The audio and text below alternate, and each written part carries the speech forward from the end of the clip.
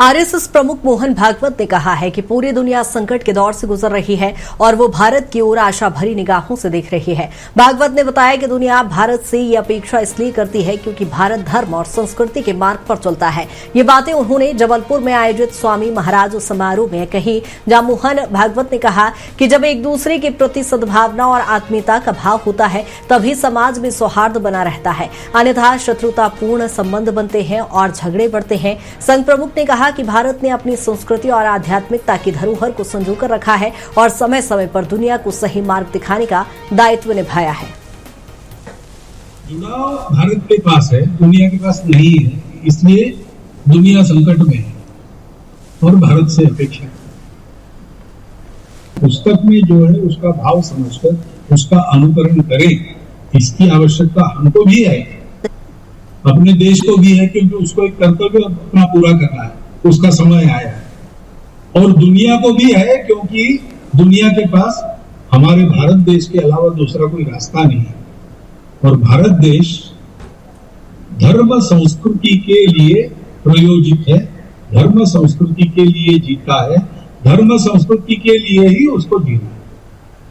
और इसी पर ज्यादा चर्चा के साथ सहयोगी अरविंद हमारे साथ लाइव जुड़ गए हैं। अरविंद, क्या कुछ वहां की तस्वीरें, जिस तरह से हम देख रहे हैं एक भव्य आयोजन यहां पर रखा गया, संघ प्रमुख के द्वारा यहां पर इसका कार्यक्रम का शुभारंभ किया गया, फिलहाल क्या कुछ तस्वीरें, क्या कुछ जानकारी? मैं आपको संस्था के बारे में बता दूं।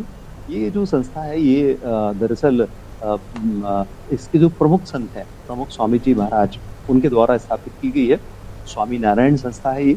और सबसे पहले संत जी ने यहाँ पर न केवल देश में बल्कि विदेशों में भी सबसे बड़े बड़े मंदिरों का निर्माण किया। दिल्ली में अक्षरधाम का निर्माण किया। अबू धाबी में सबसे पहला हिंदू मंदिर है, वो मंदिर भी उन्होंने ही इस संस्था के माध्यम से बनाया। उनके जीवन पर आधारित जो भी उनके उद्बोधन थे, उनकी जो जीवनी है, उसके ऊपर एक पुस्तक लिखी गई। उस पुस्तक का विमोचन करने और साथ ही जीवन उत्कर्ष 5 दिवसीय समारोह का शुभारंभ करने के लिए आरएसएस प्रमुख डॉक्टर मोहन भागवत यहाँ इस जगह पर आए हुए थे। जिस जगह पे इस वक्त हम खड़े हुए हैं, यहाँ पर आए हुए थे और ये यहाँ पर वो 5 दिवसीय समारोह चल रहा है। या उस पुस्तक का उद्बोधन के दौरान डॉक्टर मोहन भागवत ने साफ तौर पर कहा कि इस वक्त पूरी दुनिया में अशांति है और इस अशांति में भारत शामिल नहीं है। भारत में ऐसी कोई परिस्थितियां नहीं है। उसकी वजह सिंपल है कि यहाँ पर जो ऐसे संत जो हुए हैं उनके यहाँ पर लगातार प्रभाव रहा है। संतों की बात हम सुनते हैं, समझते हैं, इस वजह से भारत में पूरी तरह से शांति है।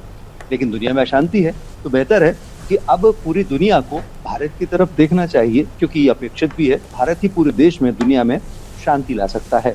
और वो भी यदि हम ऐसे संत जो कि संत प्रमुख स्वामी महाराज जैसे संत जो कि इतना बड़ा काम करके गए हैं, लोगों को मार्गदर्शन दे रहे हैं, आज भी भले ही सशरीर यहाँ पर मौजूद नहीं है दुनिया में, लेकिन उनके द्वारा कही गई बातें फॉलो करने योग्य हैं। तो इस तरह से डॉक्टर मोहन भागवत ने बहुत बड़ी बात यहाँ पर कही थी और कहा था कि संतों का अनुसरण करके ही भारत अभी तक इतनी मजबूत स्थिति में बना है और आगे भी इसी तरह से बढ़ता चलेगा। आज शाम को मुख्यमंत्री डॉक्टर मोहन यादव इसी सभागृह में आएंगे और यहाँ पर बैठकर पहले वो उन संतों की वाणी को सुनेंगे जो इस संस्था के अब प्रमुख हैं और संस्था के विभिन्न पदों पर हैं और सन्यासी जीवन जी रहे हैं। लेकिन जीवन कैसे जिया जाए सरल ढंग से, उस पर अपनी बात रखेंगे।